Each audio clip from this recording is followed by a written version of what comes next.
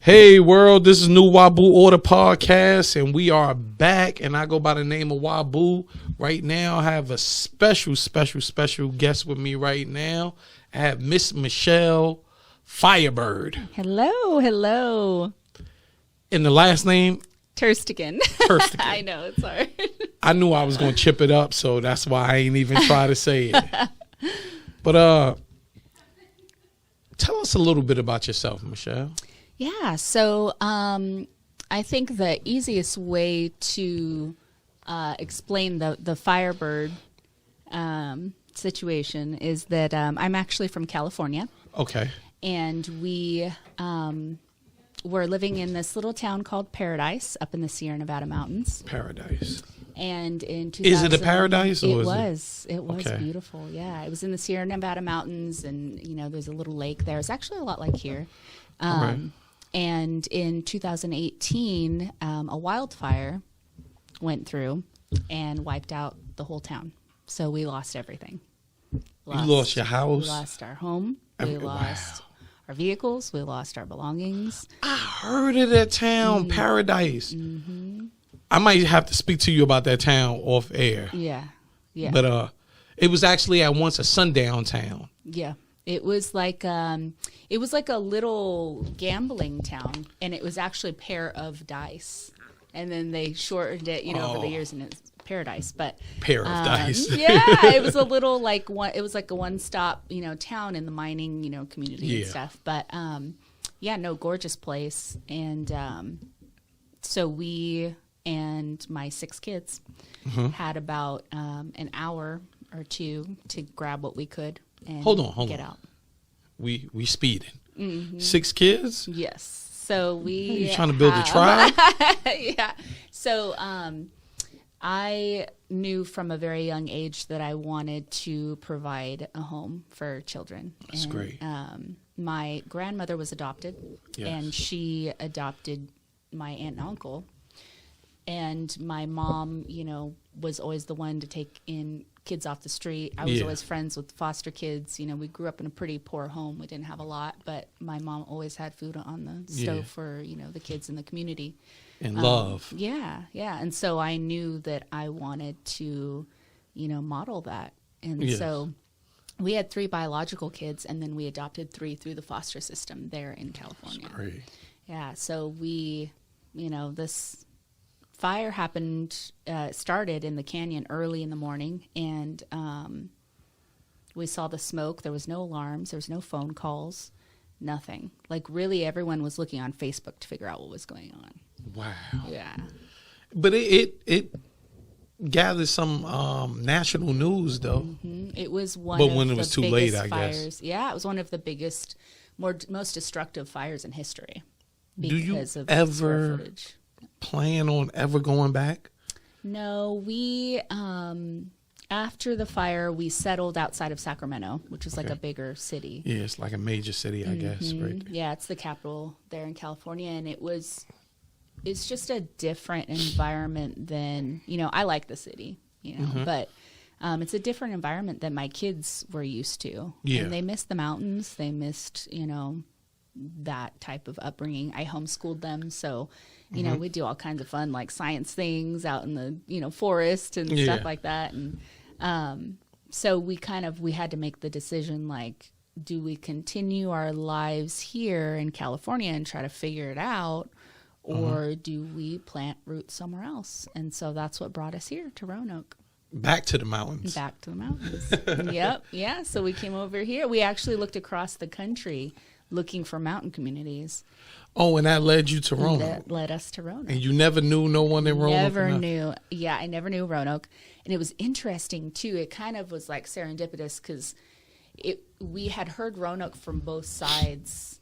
Like a friend of mine I never knew, she had grown up in Cave Spring. And when she heard I was looking into Roanoke, she was like, oh, yeah, I grew up in Cave Spring. It's wonderful. And I was like, what? And then, like, someone else is like, oh, Roanoke was on like the top 10, mountain communities to live in. I'm like, what? Yeah. And so it was interesting. It was just like I kept hearing this Roanoke. And it was like, okay, maybe this is it. Yeah. And it's actually one of the top 10 places to be in case of a a natural disaster Oh, interesting. and one of the most fed places because Yeah. we have a bunch of farms Yeah. around the city. Interesting. And it was a big, proponent for us as well and our kids is the colleges. There is, you could throw a rock and hit a college. But not only is there plenty, but they're very quality. Like they have really good colleges around here. And in California, that's something that is scarce. It's just major universities. Yes, and they might have some. It's just education out there. It's just iffy and it's expensive. It's super expensive and it's very competitive and it's like, so that was a big, Well, welcome point to the for East us. Coast. Yeah. Welcome to the East Coast. I'm excited. Now you have a talent that you done brought with you from California. Yeah. Can you speak on your talent? Yeah. So I was a dance instructor out there. And, I pretty much danced my whole life. I took some time off to have babies, and then I got back to it. But who got you into dancing? So I, like I said before, we grew up in a pretty poor, neighborhood. It was a little town called Hanford, south of Fresno. And, I kind of lived in the ghetto part. And so, Nothing wrong with it. Yeah. So the arts were an escape for me, I knew that they were going to be a stepping stone to, something greater. And my mom worked her butt off.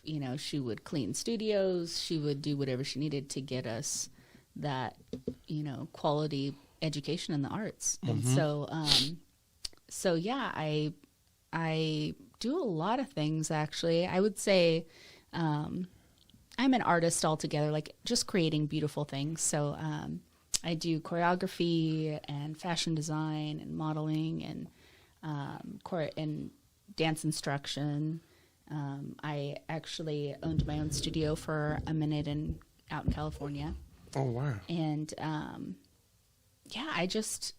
I love facilitating art no matter what mode it is or, in which way, that expresses itself. Art is like, for a lot of people, therapeutic. People dealing with depression, anxiety, and stuff like that. Yes. That really helps them out. Yes. Yeah. So, and it was always an escape for me, for sure. Bringing that over here, though, that's one thing you're trying to do? Connect definitely arts to people to the dealing with community. depression and whatever. And also just the communities that may not have access to it, Yeah. We have amazing artists in this area. The Taubman is a, beautiful, wonderful place. But I mean, in all truth, not everyone has access to classes at the Taubman, and Yes. so I just like to be able to connect the dots with local artists, collaborate, and do things to bring arts into the communities that, may not have access. I was part of the recent show with Tay the Truth and Macklin. I choreographed the pieces. Shout outs to Tay. Yeah, so I choreographed the pieces for the dancers, that they performed at that event, and that was with Mental Health and Motion. Okay. They are amazing, amazing group. So you're connected with that group? Yes, yeah. So they bring, mental health into the arts and in a way to, get that stigma away from mental health and what that looks like. And then I have done some modeling, some fashion for Fashionista Roanoke, and then I was creating some pieces for the Roanoke Fashion Week.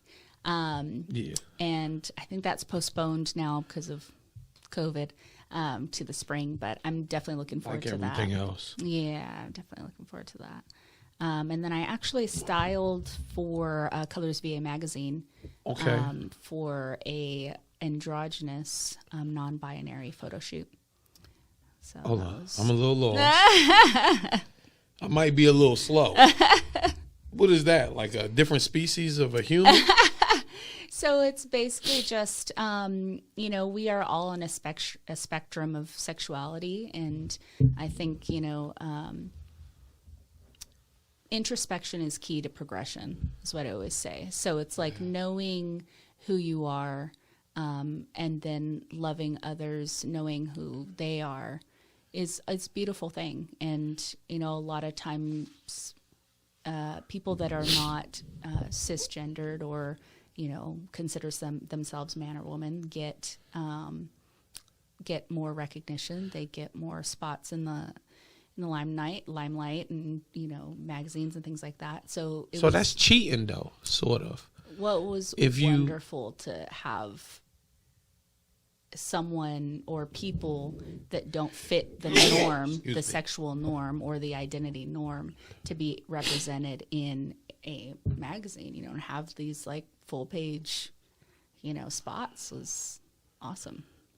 But when you had said that, I said it was cheating, as far as they push those agendas now, like on kids, like, hey, this is what you shouldn't say you're a male. You shouldn't say you're a female. Say you're a dinosaur or whatever. Just say you this. And if you do say this, you get these privileges. How? Here's a good question for you. How long have white straight men been given privilege? Since they founded this country. So is it really privilege, or is it just that now people that have been marginalized are finally getting their due? Now I see what you're saying, right? But the dance thing. Yeah. So, that's probably like my main, passion is really empowering men and women through dance. Is it all different kinds of dance, like different genres, like say hip hop dance and classical? So I do ballet, jazz, lyrical, modern, contemporary, hip hop, heels. What is contemporary? Contemporary is like it's kind of a mix of like modern and lyrical. So like a woman created, this kind of modern break off from ballet, and it was had to do with a lot of like making shapes and things with your body. And then lyrical kind of came out as a way to like emote what the lyrics of the song were saying. And so contemporary, I feel, is like a very big mesh of like both of those together. It's like using your body to... I never knew. I always wanted to ask somebody that, but I didn't want to seem like, man, is dude slow? No, like I didn't I never knew what contemporary music it's really always meant. Evolving. And then what you see a lot of now actually is lyrical hip hop, which is really cool and like super lyrical fun. Meaning like Kendrick Lamar. Well, like lyrical. When you dance to hip hop, it used to be just vary with the beat. And now with lyrical hip hop, it's like motions over words. It's like a way to bring out the lyrics. So dancing more to the lyric than the beat. Yes. I would love to see something like that. Yeah. I would like. I think that's hot, right? Like dancing over to the lyric. It's super fun. I actually lean towards that more with my choreography because I want to emote what's happening, what the artist is saying in their words. That's basically like, I guess to me, you could like tell a story better with dancing. Definitely. To the lyrics over the beat. Yeah. Oh yeah, that's fire right there. Yeah. That's definitely fire. I think that would be something nice to give to the people out here. Something, because that's something I think would be real different. Yeah, that's why it was so fun doing the the pieces with Tay, because we did it at my house. I had him come and sit and hold like a pretend microphone, and like and then the other dancers, we all kind of collaborated and like, okay, maybe it should look like this, and like, what are we trying to say? What's the story? And then Macklin's was more like, it was like a a finale piece, so it was Yeah. very like hype and fun and like energetic. And his had a real cool groove to it. Yeah. That they did. It was the Live, I think, his song Live. Okay. And so that one, yeah, it was like, how do we make people smile through this choreography? That was my main focus. It's like, how am I going to get people to feel like they're leaving with something? Yeah. You know, like a spark of joy. Yeah. I gotta definitely get more in tune into the whole arts, performing arts, all of that type of stuff. That's something I've probably all my life have lacked in. It's super fun. Like, it's super awesome. I have little to no knowledge of. Yeah, there's just a stuff difference like that. between, I was talking about this morning too. There's like a difference between hearing a really good song, the like, you know, you feel something, Yeah. and then seeing the music video where someone's dancing to it. Mm. It brings this whole nother level of like spiritual understanding, Yeah. you know, and it affects you in a different way. And Yeah, so that's yeah. basically what I like to create when I do choreography. I like to create a picture for people to take with them. And then whenever they hear that song, they go, oh man, you know, and they can see it moving in their mind, you know? Yeah, I can dig it. So what's next for Firebird? Yeah. So I, am up to some things. I Yeah. will, you know, let more information. Oh, you're out gonna as come things back happen. once- Yeah. But one thing I can share is we're actually starting I'm starting a heels performance troupe, the Firebird Heels performance troupe. So basically, heels is a style that is big on the West Coast. Okay. Over here, you see it more in like New York or like, I think the closest Miami. place is like, or like Atlanta, maybe. Yeah. Bigger cities on the East Coast. Yeah. But it's more like it's like a throwback to like when jazz first came out, like women would wear heels. when they Yeah, did yeah. jazz. So it's like a mix of jazz and like some twerkography stuff. Oh, And some burlesque, Okay. and some hip hop and some, you know, contemporary. It's like a mix of things, but it brings out like that sensual nature in men and women. So dance is definitely powerful. Yeah. I got 2 left feet, so I wouldn't never know what to do. I don't know how to do nothing. yeah, I can't even 2-step without falling. you just gotta practice. Anybody can dance. It's just practice. Now, you know what? Even when you practice, right? To me, like looking at somebody when they dance, I could tell that they practice that, and this person is just natural. Mm-hmm. Mm-hmm. The natural looks better.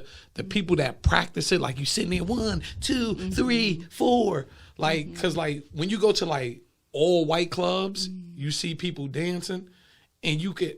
To me, I can hear them say a 1, a 2, 3, a 4. Like I could really see that like happening. But versus like people that dance naturally, you get like, oh, they dance. Yeah. It's a difference between dancing and dance. Yeah, and I think like you've got to have a healthy balance, especially when you're a performing artist, like when you are a dancer. It is some natural ability, but a lot of it is practicing and also mimicking, like looking up to people that you admire and going, how did they move that way? You know, I want to learn that. And then you And up they your look game. at animals and everything too for the movements. Yeah, and you up your game. You know, you consume information, you put it into your body, and then you practice. Because one day, our good friend Brandon over here, I seen him dance, and he was doing a snake. Ah! You know that dance like that? Back in- Yes. Okay, okay, Miss Janet.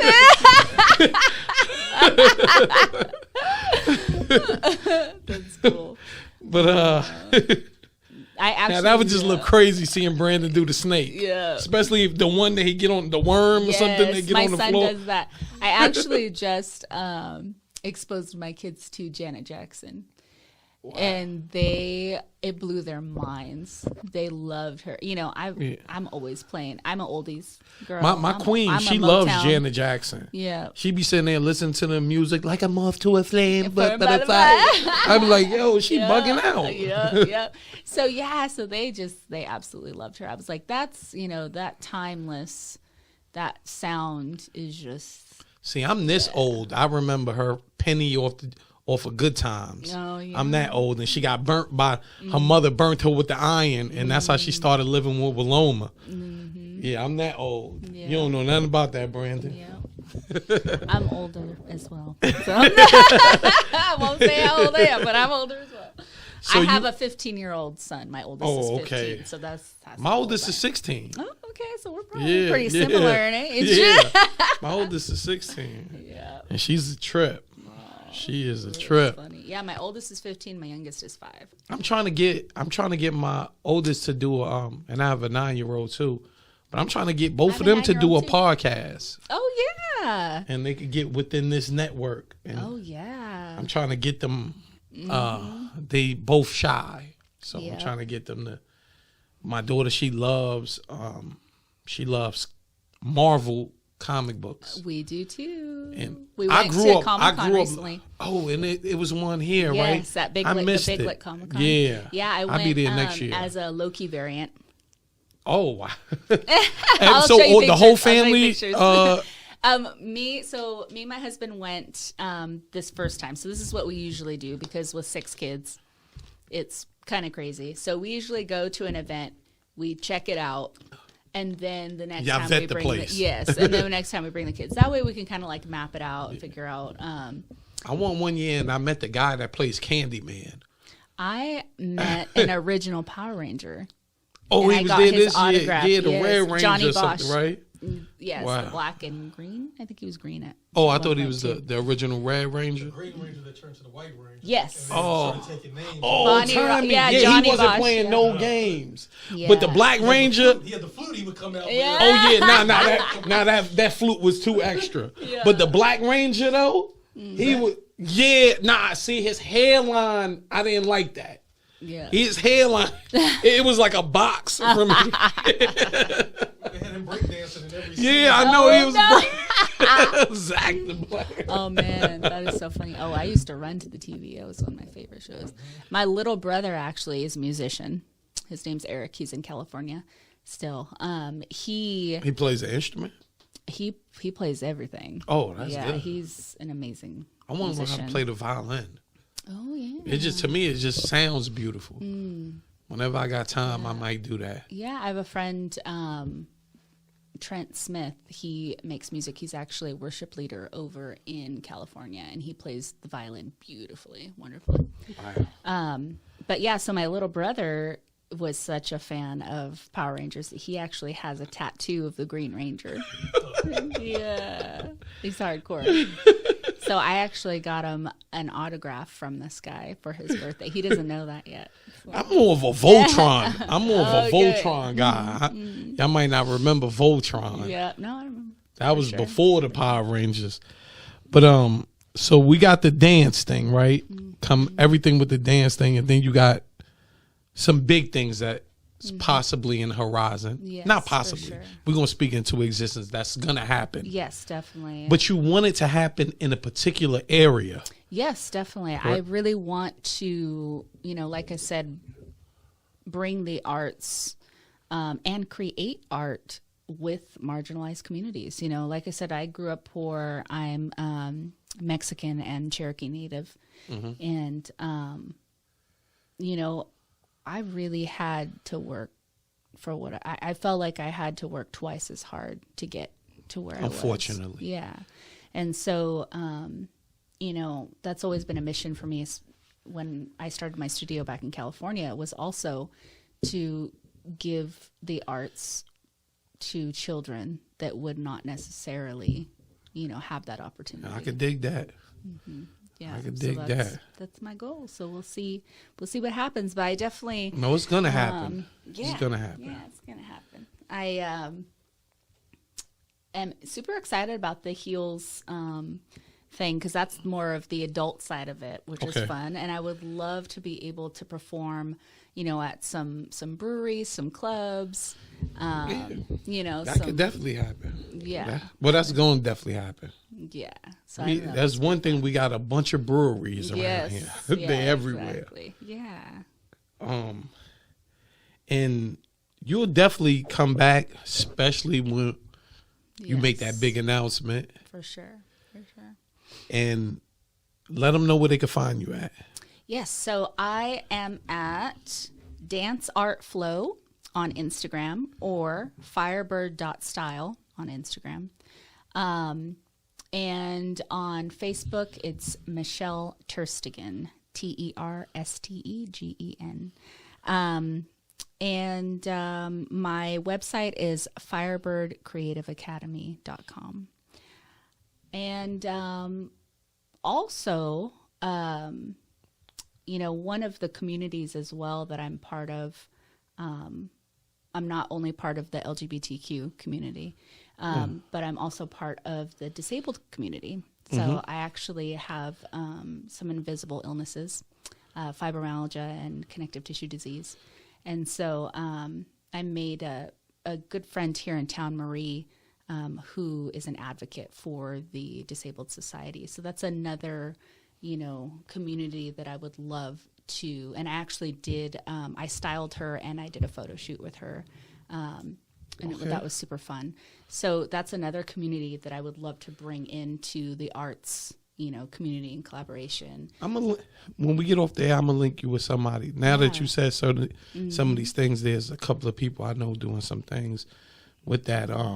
Definitely y'all log in and tune in with everything Michelle has going on. And you can always go to anchor.fm/New Wabu Order. I'm on Facebook, Instagram as Wabu Shabazz. And y'all know where y'all heard it first. Let's grow New Wabu Order.